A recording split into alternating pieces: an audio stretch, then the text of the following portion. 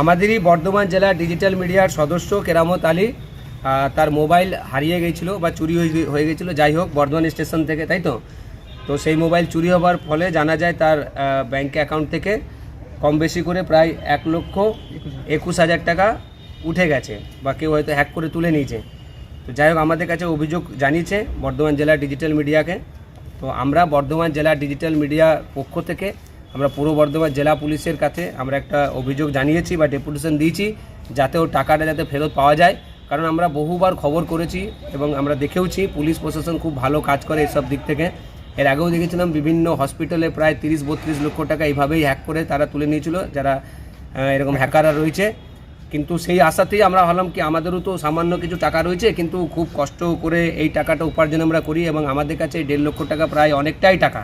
তো সেই জায়গায় যদি পুলিশ প্রশাসন যদি টাকাটা উদ্ধার করতে পারে তাহলে খুব উপকৃত হব আমরা। তো সেই জন্য আমরা পূর্ব বর্ধমান জেলা ডিজিটাল মিডিয়ার পক্ষ থেকে আমাদের সদস্যর হয়ে একটা অভিযোগ আমরা করলাম। যদিও আগেও অভিযোগ করেছিল কেরামত আলী, সাইবার ক্রাইমে করেছিল, বর্ধমান থানাতে করেছিল। আজকে আমরা পূর্ব বর্ধমান জেলা ডিজিটাল মিডিয়ার পক্ষ থেকে এসপি অফিসে আমরা লিখিত অভিযোগ করেছি।